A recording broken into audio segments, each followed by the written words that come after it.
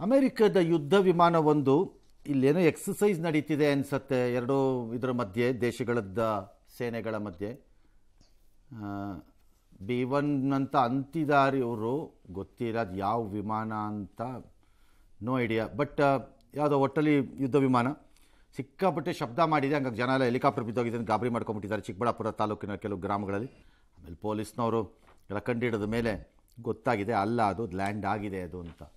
That's okay, they create such ಆ ಥರದ ಪರಿಸ್ಥಿತಿ, ಆ ಥರ ಶಬ್ದವನ್ನು ಅದು ಕ್ರಿಯೇಟ್ ಮಾಡುತ್ತವೆ, ಮಾಡಲ್ಲ ಅಂತ ಹೇಳಿಲ್ಲ.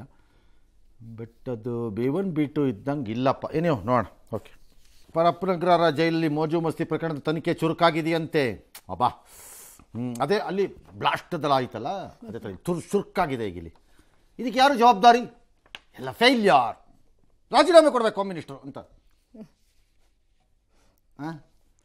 ಅದಕ್ಕಿಂತ ಇಲ್ಲೊಂದು ಮಜಾ ಇದೆ. ಎಣ್ಣೆ ಬಾಟ್ಲಿ ಹಿಡ್ಕೊಂಡು ಕುಣಿದು ಕುಪ್ಪಳಿಸಿದ್ದ ಗ್ಯಾಂಗನ್ನು ಪತ್ತೆ ಹಚ್ಚಿದಾರಂತೆ. ಅದೇನು ದೊಡ್ಡ ಇಂಟರ್ನ್ಯಾಷನಲ್ ಸೀಕ್ರೆಟಾ? ಯಾರದೊಂದು ಕಂಡು ಹಿಡಿಯೋದು ಒಳಗಡೆ ಇರೋರಲ್ಲಿ. ಏನು FIR ಮಾಡಿದಾರಂತೆ ಯಾರ್ಯಾರ 4 ಜನದ ಮೇಲೆ. ಎಣ್ಣೆ ಪಾರ್ಟಿ 4 ಜನದ ಮೇಲೆ FIR ಆದಮೇಲೆ ಎಣ್ಣೆ ಪಾರ್ಟಿಯ ಬಾಟಲ್ಲು ಗ್ಲಾಸ್ನ FSL ಕಳಿಸಿದಾರಂತೆ.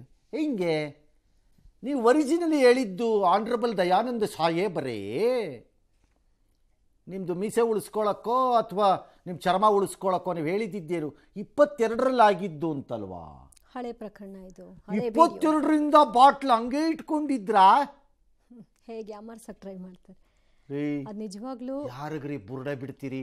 ಅದೇ ಆಗಿದ್ರೆ ಹಂಗ 22 ಇಂದ ಬಾಟ್ಲ್ ಹಂಗೆ ಇಟ್ಕೊಂಡಿದ್ರ, ಗ್ಲಾಸು ಬಾಟ್ಲು.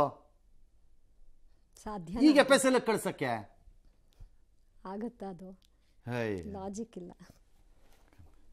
ಸರಿ, ಅದೇನ ಮೊಬೈಲಲ್ಲಿಂದ ಬಂತು, ಯಾರು ವಿಡಿಯೋ ಮಾಡಿದ್ರು, ಹೇಗೆ ಲೀಕ್ ಆಯಿತು?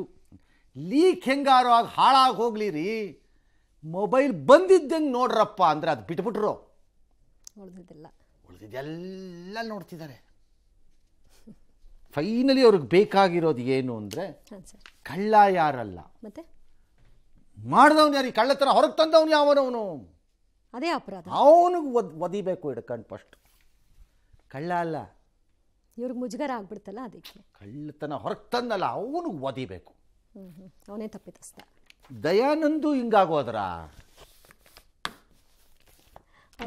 ಸರಿ, ಆಮೇಲೆ ಅಥವಾ ಒಂದು ಸಸ್ಪೆನ್ಷನ್ ಆದ್ಮೇಲೆ ತಣ್ಣಗಾಗ್ಬಿಟ್ರು ಸಾಹೇಬ, ಅಷ್ಟಕ್ಕೆ ಸಾಕು. ಅಷ್ಟೇನಾ?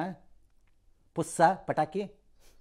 ಎಸ್, ಜೀನಿ ಸ್ಲಿಮ್ ರೆಫರ್ ಮಾಡ್ಬೇಕಾದ್ರೆ ಕಾರಣ ಏನಂದ್ರೆ ವೇಟ್ ಲಾಸ್ ಸಲುವಾಗಿ ನನ್ ಬಾಳ ಜನ ಕೇಳಿದ್ರು. ಫಸ್ಟ್ ನಾನ್ ತಗೊಂಡು ನನಗೆ ರಿಸಲ್ಟ್ ಬಂದ್ಮೇಲೆ ಆಮೇಲೆ ನಾನು ಜೀನಿ ಸ್ಲಿಮ್ ಇನ್ನೊಬ್ಬರಿಗೆ ಪ್ರಿಪೇರ್ ಮಾಡಿದ್. ಸುಸ್ತಾಗೋದು ಕಡಿಮೆ ಆಯ್ತು, ವೀಕ್ನೆಸ್ ಅದು ಏನೂ ಇಲ್ಲ, ಪೂರಾ ಹೆಲ್ದಿ ಅದೇನೆ. ವೇಟ್ ಜಾಸ್ತಿ ಇರೋರಲ್ಲಿ ಏನೇ ಡೌಟ್ ಇಲ್ಲದೆ 100% ಬಳಸಬಹುದು. ಪ್ರತಿದಿನ ನಮ್ಮ ಜೀನಿ ಸ್ಲಿಮ್ ನ ಯೂಸ್ ಮಾಡಿ ಯಾವುದೇ ಸೈಡ್ ಎಫೆಕ್ಟ್ ಇಲ್ದಂಗೆ ನೀವು ಸಣ್ಣ ಆಗ್ತೀರಾ.